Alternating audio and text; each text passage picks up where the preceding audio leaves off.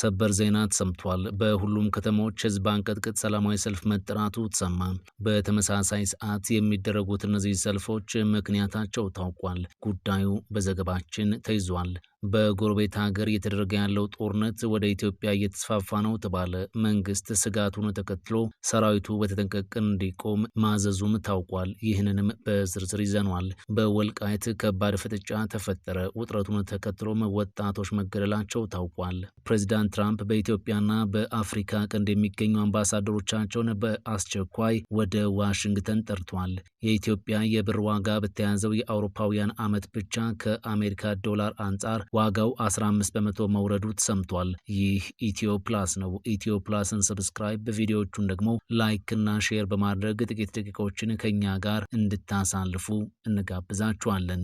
የኢትዮጵያ የብር ዋጋ በተያዘው የአውሮፓውያን ዓመት ብቻ ከአሜሪካ ዶላር አንጻር ዋጋው በ15 በመቶ ማሽቆልቆሉን የብሉምበርግ ዘገባ አመላክቷል። ብር በአሁኑ ወቅት ከአርጀንቲናው ፔሶ እና ከቱርኩ ሊሬ ቀጥሎ በዓለም ደካማው የመገበያ ገንዘብ መሆኑ በዘገባው ተጠቅሷል። የብር ዋጋ ወደፊትም ኢትዮጵያ የውጭ ዕዳዋን ማሸጋሸግ ከመቻሏ ጋር የተሳሰረ ሆኖ እንደሚቀጥል አመልክቷል። መንግስት የሀገሪቱን 3.5 ቢሊዮን ዶላር ብድር መልሶ ለማዋቀር ወራት በፊት ከአበዳሪዎች ኮሚቴ ጋር የመገበያ ስምምነት ተፈራርሟል። የሀገራቱ የውጭ ገበያ ማደግ፣ የመንግስት የበጀት ክፍተት መቀነስና መንግስት ከ1 ቢሊዮን ዶላር የዩሮ ቦንድ ግዢ ዓለም አቀፍ ኢንቨስተሮች ጋር በቦንዱ አከፋፈል ላይ ስምምነት ሊደርስ ይችላል የሚለው ተስፋም በብር ላይ ያለውን ጫና ሊያቃልለው እንደሚችል ባለሙያዎች እምነታቸውን ገልጿል። በአሁኑ ወቅት መደበኛው የ1 ዶላር መግዣ ዋጋ 151 ብር ሲሆን በጥቁር ገበያ ደግሞ ወደ 180 ብር ማሻቀቡ ይታወሳል። ጦርነቱ ወደ ኢትዮጵያ እየተስፋፋ ነው ተባለ። አስከፊው የሱዳን የእርስ በርስ ጦርነት ወደ ኢትዮጵያ እየተስፋፋ መሆኑን የተባበሩት መንግስታት ድርጅት በዛሬው ዕለት አስጠንቅቋል። አልጀዚራ ከ2 ሳምንት በፊት ባወጣው ዘገባ ኢትዮጵያ በቤኒሻንጉል ጉሙዝ ክልል ለፈጥኖ ድራሽ ኃይሉ የጦር ቤዝ ሰጥታለች ሲል ዘግበው ነበር። ይህንን ተከትሎም የአልቡርሃን ጦር በቤኒሻንጉል ጉሙዝ አቅጣጫ ጥቃት ለመክፈት እየተዘጋጀ መሆኑን ዘገባው ጠቁሟል። ተመድ በበኩሉ ጦርነቱ ወደ ኢትዮጵያ ድንበር የመስፋፋት አዝማሚያ እያሳየ መሆኑን ዛሬ አሳውቋል። በሱዳን ጦርነት የህወሓት ወታደሮችና ኤርትራ ከአልቡርሃን ጎን እንደተሰለፉ መረጃዎች ያመላክታሉ። በወልቃይት ከባድ ፍጥጫ ተፈጠረ። 2 ወጣቶችም ፍጥጫውን ተከትሎ ተገድለዋል ተብሏል። በወልቃይት በነ ኮሎኔል ደመቀ ዘውዱ አስተዳደርና በወርቅ አውጪ ወጣቶች መካከል በተፈጠረ አለመግባባት 2 ወጣቶች መገደላቸውን አንድ አፍታ ሚዲያ ዘግቧል። በወርቅ ማውጣት ላይ የተሰማሩ ወጣቶች በወልቃይት አስተዳደር ላይ አምፀው በአካባቢው የጸጥታ ኃይሎች ጋር ግጭት መፍጠራቸው ታውቋል። ወጣቶቹ በአስተዳደሩ ላይ ተቃውሟቸውን ለማሰማት ወደ ዞኑ መቀመጫ ሁመራ ከተማ ገብተው ሰልፍ ድምጻቸውን አሰምተዋል። እንደ ምንጮች ገለጻ ከትላንት በስቲያ በሁመራ ከተማ በወርቅ ማውጣት ላይ በተሰማሩ ወጣቶችና በአስተዳደሩ መካከል በተፈጠረው አለመግባባት 2 ወጣቶች ሲገደሉ ቁጥራቸው በውል ያልታወቁ ሰዎች ደግሞ መቁሰላቸው ታውቋል። አለመግባባቱ የተፈጠረው ከወርቅ ማውጫ ቦታ ጋር በተያያዘ አስተዳደሩ አዲስ ውሳኔ ማሳለፉን ተከትሎ ነው ተብሏል። ተደራጅተው በወርቅ ማውጣት ስራ ላይ የተሰማሩ የወልቃይት ወጣቶች ከስምሪት አሰጣጥ ጋር በተያያዘ ቅሬታ በማንሳት ወደ አደባባይ እንደወጡ ታውቋል። ተደራጅተው ወርቅ በማውጣት ላይ የነበሩ ወጣቶች ከቃፍታ ሁመራ ብሔራዊ ፓርክ ለቀው እንዲወጡ የሚያዝ ውሳኔ ተላልፎ እንደነበረም ተሰምቷል። የውሳኔው መነሻ በፓርክ ውስጥ ወርቅ ለማውጣት የተሰማሩ ወጣቶች በርካታ የዱር እንስሳት ወደ ኤርትራና ሱዳን እንዲሰደዱ እያደረጉ ነው በሚል ነው ተብሏል። የዱር እንስሳቱን ወደ ጎረቤት ሀገራት ከመሰደድና ፓርኩን ከውድመት ለመታደግ የዞኑ አስተዳደር የወርቅ አውጪዎች እንቅስቃሴ ገደብ እንዲኖረው በማሰብ ውሳኔውን አሳልፏል ተብሏል። ነገር ግን በወርቅ ማውጣት ላይ የተሰማሩ ወጣቶች ግን ውሳኔውን በመቃወም ወደ ሁመራ ከተማ አቅንተው ተቃውሟቸውን አሰምተዋል። ከወጣቶቹ ተቃውሞ በኋላ ውሳኔው እንደተቀለበሰም ታውቋል። በትላንትናው ዕለትም በወጣቶቹና በአስተዳደሩ መካከል በተደረገ ውይይት አለመግባባቱ እንደተፈታ ታውቋል። በትግራይ ክልል ሁሉም ከተሞች በተመሳሳይ ሰዓት የሚካሄድ ሰላማዊ ሰልፍ መጠራቱ ተሰማ።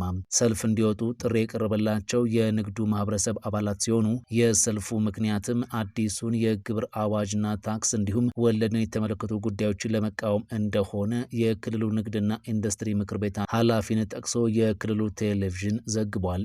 ትራምፕ በኢትዮጵያና በአፍሪካ ቀንድ የሚገኙ አምባሳደሮቻቸውን በአስቸኳይ ወደ ዋሽንግተን ጠርቷል። ፕሬዚዳንት ዶናልድ ትራምፕ በኢትዮጵያ በሶማሊያና በጅቡቲ የሚገኙትን ጨምሮ በ15 የአፍሪካ ሀገራት የተመደቡ የአሜሪካ አምባሳደሮችን በአስቸኳይ ወደ ዋሽንግተን እንዲመለሱ ቀጭን ትዕዛዝ አስተላልፈዋል። ይህ ያልተለመደ እርምጃ አሜሪካ በአህጉሪቱ ያላትን ዲፕሎማሲያዊ ውክልና መልሳ ለማዋቀር የጀመረችው ሰፊ ስትራቴጂ አካል እንደሆነ ተነግሯል። ጥሪው እንደ ግብጽ፣ ናይጄሪያና ዲሞክራቲክ ሪፐብሊክ ኮንጎ ያሉ ቀጠናዊ ተጽዕኖ ያላቸውን ሀገራት ያካተተ ቢሆንም ክፍት የሆኑትን የስራ መደቦች ለመተካት እስካሁን ግልጽ የጊዜ ሰሌዳ አልተቀመጠም ተብሏል። ውሳኔው በተለይ እንደ አፍሪካ ቀንድ ባሉ ስልታዊ የንግድና የጸጥታ መተላለፊያ ቀጠናዎች ላይ የአሜሪካን ተጽዕኖ ሊቀንስ ይችላል የሚል ስጋትም ፈጥሯል። በአህጉሪቱ ያለው ዓለም አቀፍ ፉክክር እየተፋፋመ ባለበት በዚህ ሰዓት አምባሳደሮቹን ወደ ሀገር ቤት መጥራት በፖለቲካና በጸጥታ ትብብር ላይ የራሱ የሆነ ጫና ሊያሳድር እንደሚችል ዲፕሎማሲያዊ ምንጮች እየገለጹ ይገኛሉ። የህዝባዊ ወያነ ሓርነት ትግራይ ህወሓት ታጣቂዎች በራያ ሰዎች ላይ የአፈና ዘመቻ መክፈታቸው ተሰማ።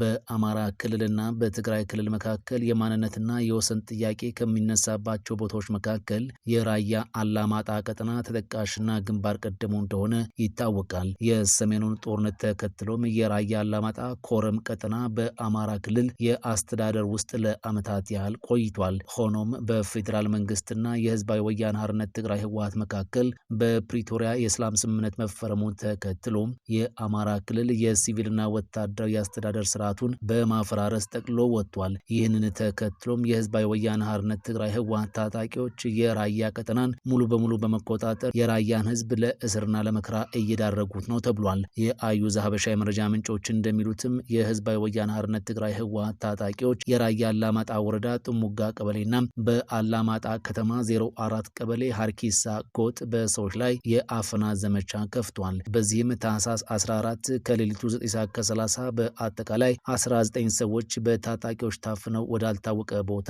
መወሰዳቸው ታውቋል። ከነዚህ ታጋቾች መካከልም ቄስ ካሳይ ቢወጣም የራያ ሀገረ ስብከት የስብከተ ወንጌል ኃላፊ እንደሚገኙበት የመረጃ ምንጮቹ አስረድቷል።